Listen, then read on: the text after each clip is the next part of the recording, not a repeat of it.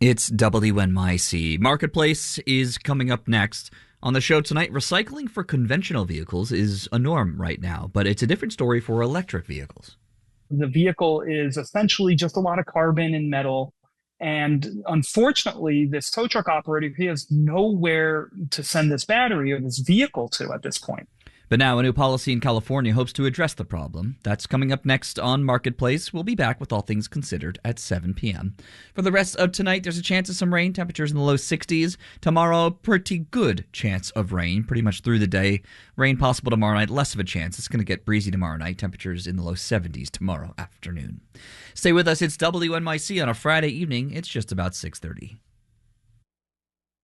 WNYC is supported by Sony Pictures presenting Saturday Night, a new film from director Jason Reitman about the television revolution that changed pop culture, written by Gil Keenan and Jason Reitman, now playing in select theaters. This is WNYC, 93.9 FM and AM 820, NPR News and the New York Conversation.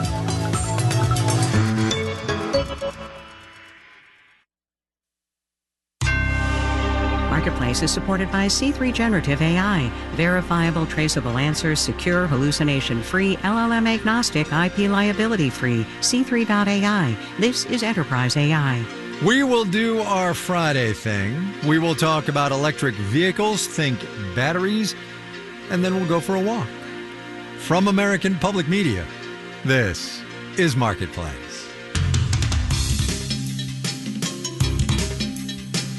Marketplace is supported by You.com, using AI to power workplace productivity. AI agents that help with research, multi-step problem solving, and content creation. YOU.com. And by Barron's Streetwise podcast, hosted by Barron's associate editor Jack Howe, offering insights each week on business leaders and trend spotters, available everywhere. And by Bitwarden, with a reminder that investing end-of-year IT budgets into an enterprise password manager can be smart spending for effective workplace security. Bitwarden.com.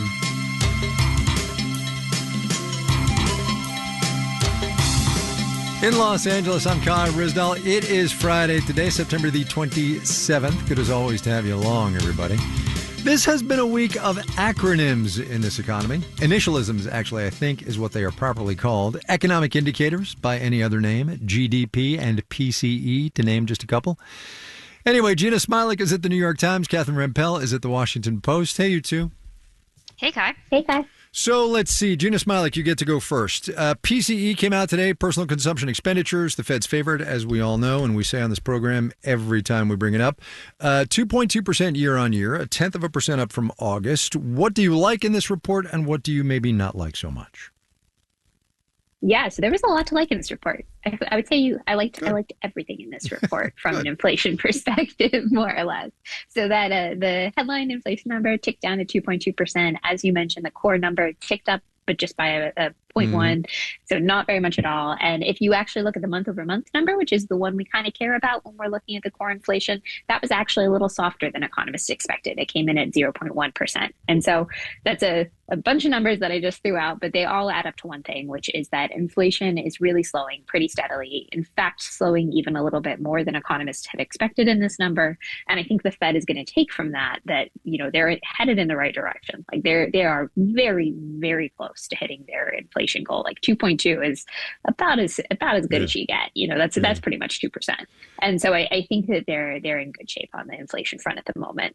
I'm obliged to point out, though, Catherine Rampell, that services inflation, which we've been talking about for a while now, ever since the sort of the goods spasm that we all went through buying stuff, services inflation is still kind of sticky.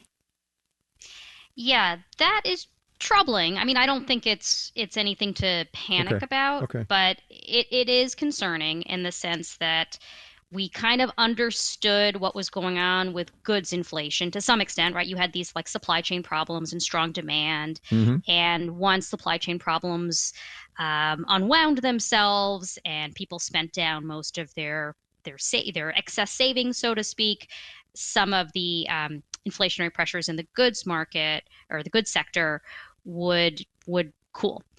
With services, that suggests that, obviously there are things that go into this, services companies still do buy supplies, for example. But it does suggest that there may be a little bit more stickiness to inflation. Right. But, like Gina said, we're on the right path. We're not yet at target, but we are definitely heading there, and wouldn't worry too much about this right now. All of that noted, and I wish specifically not to rain on anybody's economic parade, but it has to be said, Gina Smialek, that price levels are still elevated, and we will be feeling, as you wrote about in the paper not too long ago, we will be feeling the scars of this inflation for a little while at least. Yeah, I think this is a really important thing to express awareness about anytime you're talking about inflation. When you talk to people in the real world, they will be like, you are a crazy nerd, you journalist lady. What are you talking about? Like, my price levels are so high. You get that too? Oh my goodness. Yeah. So I think like people in the real world give us a regular reality check on this point. It feels bad to a lot of people still that price levels are up a lot relative to where they were in 2019. And I think that it's important to remember that, there is this legacy that high inflation has. And I think it's important to remember when we're talking about policy, because I think it's an important reminder as we sort of weigh trade-offs and think about how we design policy, that I think as a journalist and as economists, I think in recent years, we've talked a lot about the pain that comes with long periods of weak labor markets. But I think that because it's been such a long time since we've had an inflationary episode, we don't often think about the pain that comes with the short periods of very rapid inflation. And we just had a really real world experience of that. There are a lot of people who are still really trying to adjust to this new world with higher prices. And that hasn't been a pleasant experience for them. And I think they're telling us that loud and clear. And so I think it's a thing to keep in mind. Good that inflation's come down, but also worth noting that it was painful in the process. Right. An observation here about the economy at large, Catherine. GDP came out this week, gross domestic product, 3.0% on an annualized basis in the second quarter, basically double what it was in Q1. This economy saved the labor market, which is softening in a got to keep an eye on it way. This economy is very strong. Yeah, it is an economy that so far will not quit. It's not only that the latest quarter was good, but there were a bunch of revisions. Right. This is very technical, but basically the Bureau of Economic Analysis determined that things were even better than they had initially surmised them to be for the last several years. I think they revised back to at least 2021 and found that GDP was faster than they had expected, that 2-quarter period where we had what some people referred to as a technical recession, where it looked like we had 2 quarters in a row where the economy shrank. That no longer happened. A lot was made of that at the time. And so, by a lot of different metrics, the economy is looking good. In fact, not just better than had been, in the draft measures, let's say, when these numbers first came out, but actually the economy is doing better than had been forecast before the pandemic began. Like, if you look at where the Congressional Budget Office thought that GDP would be, that incomes per capita would be, by now, we are actually doing even better. Whatever scarring effect people may have worried would have happened to this economy because of the pandemic, we have not experienced. In fact, we are doing better than had been predicted back then. All right, so I want to pause here for a moment, Gina, and just talk about the politics of inflation and prices in this economy. Conventional wisdom is, give or take 6 months out from election, people's opinions on the economy are baked, and they are what they're going to be on election day. What we are seeing now is, number one, both candidates running hard on the economy, but also, number two, people listening to that message. And I wonder why you think that is. Is it because, number one, inflation, and number two, we're just out of the pandemic and it's weird this time? Yeah, it's interesting. I think one thing that's important to note here is it does seem, you wouldn't think this, I think, had it not happened, but it does seem that Kamala Harris entering the race changed how people viewed the economy and the outlook for the economy, particularly among Democratic voters. So I think it goes without, like, it just is necessary to acknowledge that, like, there was a shift in consumer sentiment that seems to have happened around that has been found in several polls and surveys. And so I think that's an important thing to note. But I think otherwise, it's in this really interesting moment where people are trying to parse a lot of incoming economic data at the same time. Inflation is slowing, but price levels are still high. That feels confusing to people. Interest rates are coming down, but they're still high. That feels confusing to people. So it's this very bizarre moment in the economy as people approach this election. And I think that's going to make it a little bit more ambiguous and a little harder to vote on the economy this time around. But, we will see. Catherine, super quick on that same point, because I know you've been writing a lot about specifically former President Trump's economic policies and how they would be inflationary. And I know this is something you're thinking about. Yeah, it has been very hard to communicate to the public about what would likely happen under the presidency of Harris versus Trump, in part because there are a lot of things that may sound good on the surface, but they're not always intuitive, like how they would manifest in the economy. Things like tariffs tend to be popular, telling the Fed to cut interest rate, having the president tell the Fed to cut interest rates, that sounds nice. Cutting taxes on everything from tips to overtime to Social Security, all of that sounds great, but many of the things that I just mentioned are likely to raise prices, things, particularly tariffs and politicizing the Fed, or may not, be terribly equitable in how they would be manifested, like those tax ideas. So it's been very challenging to help explain those likely consequences. It is very tough explaining this economy, especially right now. Gina Smilik at the New York Times, Catherine Rampell at the Washington Post on a Friday. Thanks, you two. Thanks, guys. Thanks, guys. Have a nice weekend. Wall Street today, a little of this, a little of that. Details, numbers, you all know the drill.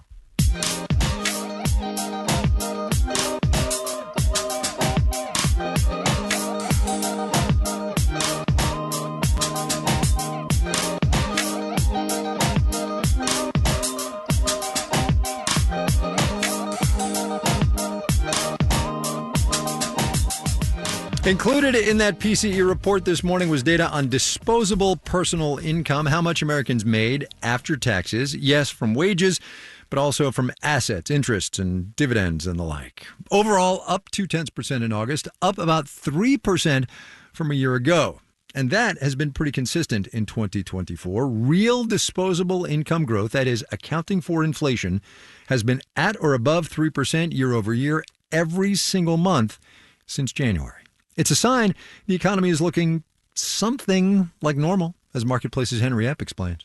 Like so many charts that track different aspects of the economy, the one showing the change in disposable income jumped all over the place starting in 2020 all the way into 2023. But now it seems good. Allison Lidke is an associate professor of economics at St. Olaf College in Minnesota. We're like evening out from that big jump and big drop and big jump and big drop. And finally, that change in income has stabilized around 3% a year, which means our standard of living is about 3% better. And historically, that's a good place for any economy, says Betsy Stevenson, a professor at the University of Michigan. If we look over the last 100 years, sort of averaging 2 to 3% improvements in living standards year after year after year is, what is normal. Of course, this is the broad view of the money Americans are bringing in, ranging from people raking in stock dividends to people living on Social Security checks. Mark Hamrick with Bankrate says even though incomes are rising above the rate of inflation, purchasing a home, purchasing a vehicle, or even retiring are seen as huge challenges for a significant component of the American population. So it's probably not great news to those folks that while disposable income growth continues to be pretty good, it's slowed down a bit the last few months. But that's a welcome sign to economists who've hoped to see inflationary pressures ease, says Wendy Adelberg at Brookings. Now, she says, it needs to stop slowing. We've gotten to a good place. Now we just need to stand pat. We need to stick the landing. If we can do that, she says, the economy could be in a sustainable place for a while. I'm Henry Epp for Marketplace.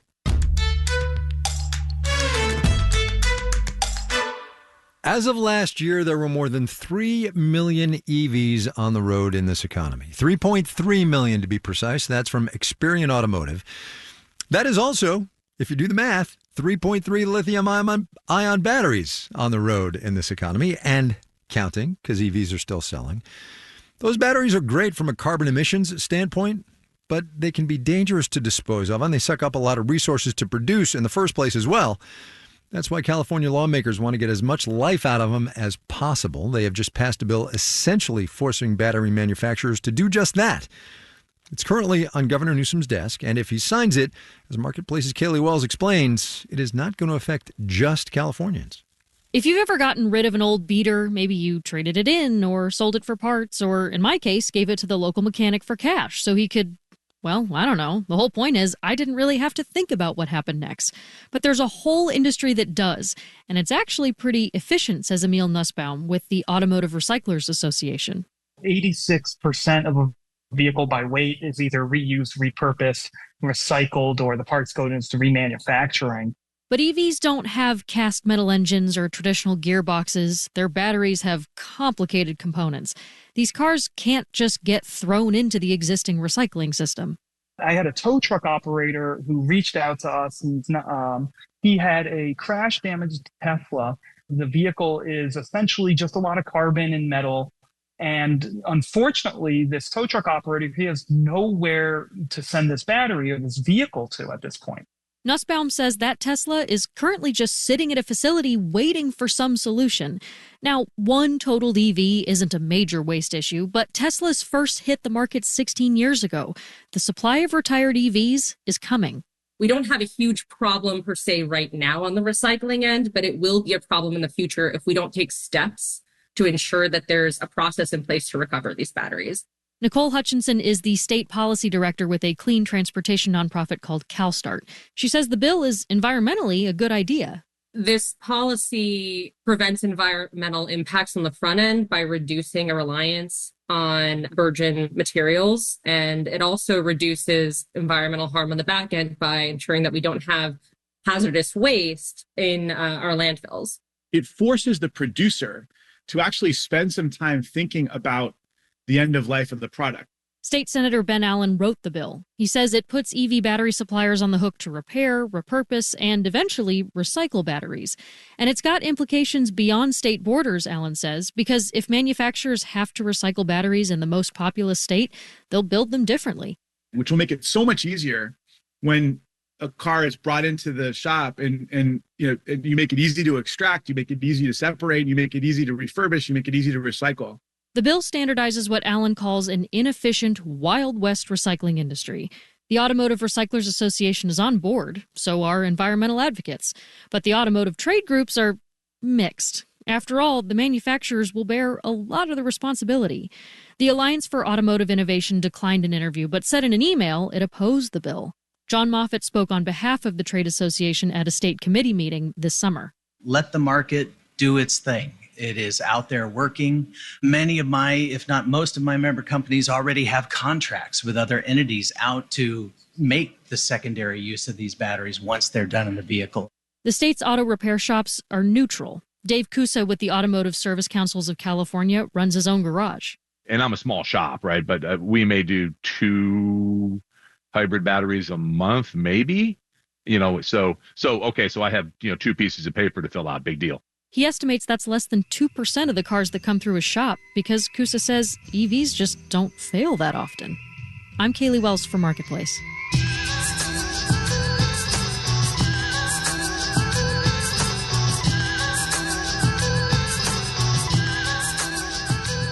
Coming up. We fell so hard in love with cars and thought we'd never need to walk or use any other form of transportation again. Sidewalks matter, people. Sidewalks matter. But first, let's do the numbers.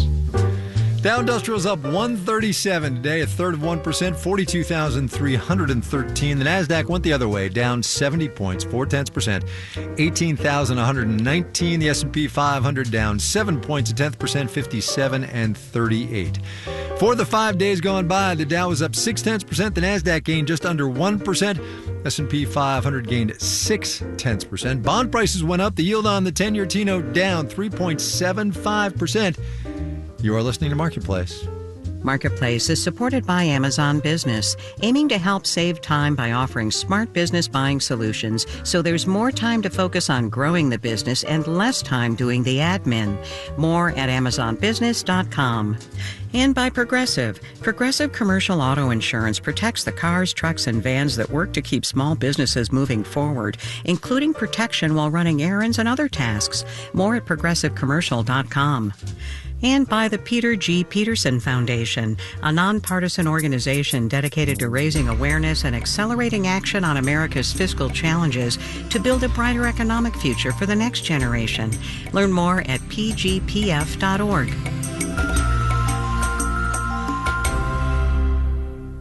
WNYC supporters include Left on 10th. Juliana Margulies and Peter Gallagher star in this new romantic comedy written by Delia Ephron and directed by Susan Stroman, now in previews on Broadway. Tickets at lefton10thbroadway.com.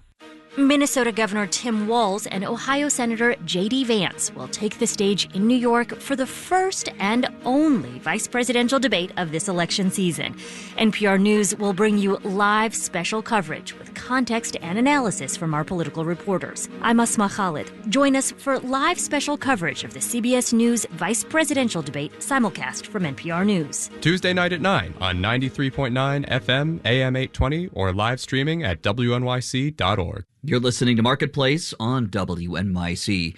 Coming your way in the 7 o'clock hour of All Things Considered, huge explosions in Beirut today, as Israel says it bombed Hezbollah's headquarters there. We're going to have that and much more in the 7 o'clock hour of All Things Considered. Stay tuned. This is Marketplace. I'm Kai Ryssdal. In an election as tight as the one we are living through, turnout is going to be key. So both candidates are doing everything they can to get their bases engaged and activated. And for Vice President Harris, some of that support is coming from the historically black fraternities and sororities, collectively known as the Divine Nine. Harris is a member of one of them, Alpha Kappa Alpha Sorority Incorporated, which, as it happens, recently launched its own political action committee. Marketplace's Kimberly Adams explains the political and economic power of those organizations. The Divine Nine fraternities and sororities have about 2.5 million members, says R.J. Johnson, national vice president of their umbrella group, the National Pan-Hellenic Council. Next to the Black Church, the NPAC, the Divine Nine, is the largest single organization that has a combined group of the Black constituency. Johnson is a member of Kappa Alpha Psi Fraternity Incorporated and also chair of the Divine Nine Votes campaign. He says while there isn't hard research on the topic, it's pretty common to see members of these groups in high-ranking and high-paying jobs. Our members are members of C-suites. They are attorneys, doctors, lawyers. We contribute at our conclaves. We make multi-million-dollar impacts. In July, Vice President Harris spoke at Zeta Phi Beta Incorporated's annual convention, known as their Grand Boulé, in Indianapolis, and acknowledged the group's long history of political activism. During the Civil Rights Movement, you marched for voting rights, economic justice, and an end to segregation. The Divine Nine organizations have made a lot of those things priorities since they were founded starting in the early 1900s. If you look at all of the key figures in the civil rights movement, 90% of them are members of these groups.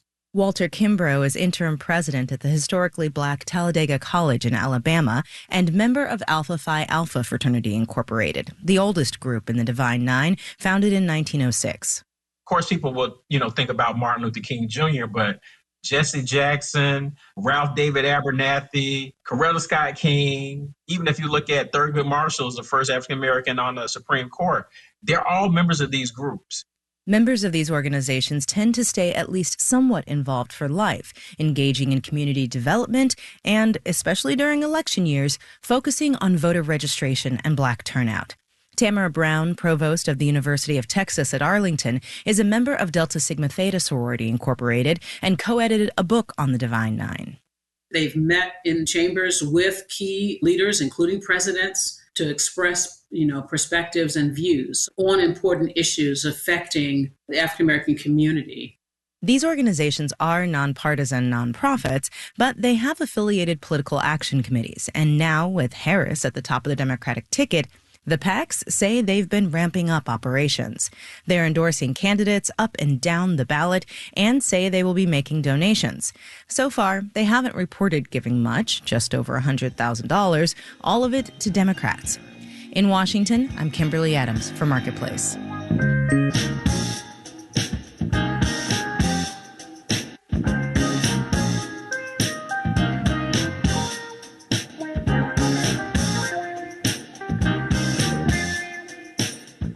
Cities, generally speaking, are responsible for things like potholes and road construction. With sidewalks, though, it's not that simple. In a lot of places, property owners are on the hook, and that often leads to sidewalks in terrible condition.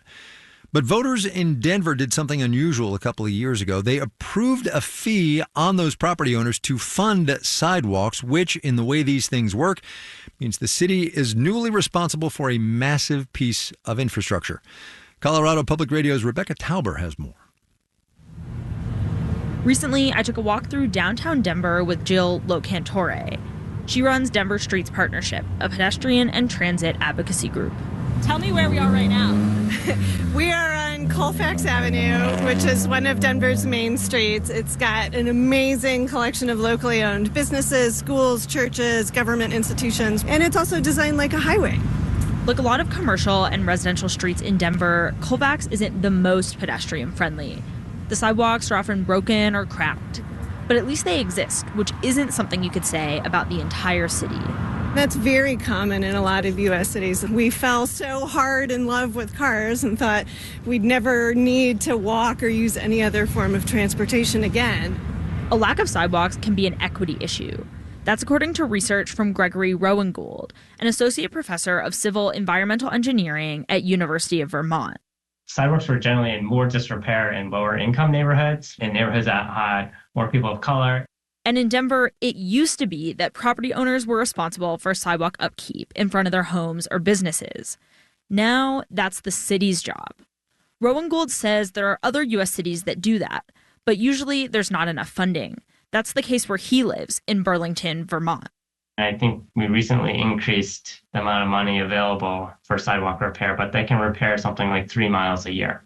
We will never be able to fix all the sidewalks. In Denver, most property owners will pay $150 annually starting in January. That should bring in about $40 million per year. With that kind of money, the goal is that the city can build and fix all sidewalks in a decade. Before the ballot initiative, the city estimated it would take 400 years to do the job. Homeowner Larry Lazinski thinks the new fee will ultimately be worth it. Years ago, he shelled out $500 to repair one small piece of sidewalk outside his house. A few weeks later, a trash truck cracked it again. Financially, I think it's still a big win for the homeowners. He thinks the new program will be an improvement as long as the city can actually deliver. I guess with the state of the way the sidewalks were maintained previously, it's kind of a low bar. But it's ambitious. No one really knows how much this will actually cost or where to get all that concrete. Some people are worried about shouldering the new costs, even with discounts for low-income property owners. But if it works, advocates like Locantore think Denver could be a model for other cities. As we continue our walk through downtown, she points out where Denver's sidewalks have room for improvement. It's got lots of dips and tripping hazards. If you were in a wheelchair, you would have a very hard time traversing this. So you would probably be in the street with cars. But if it all goes according to plan, these and other sidewalks in the city will be much more traversable in a number of years. In Denver, I'm Rebecca Tauber for Marketplace.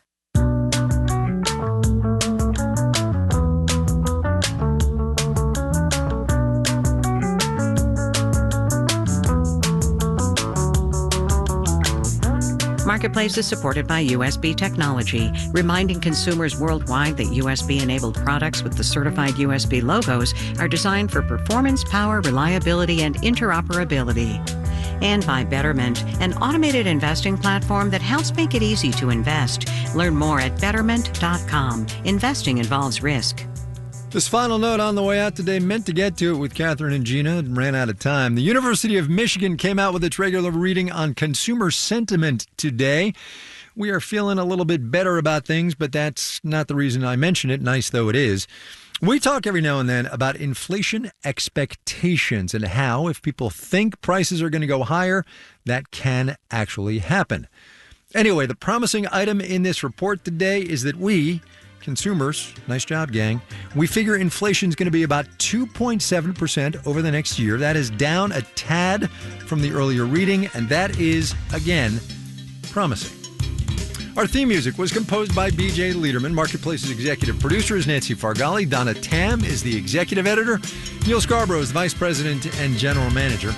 I'm Kai Ryssdal. Have yourselves a great weekend, everybody. We will see you right back here on Monday, all right?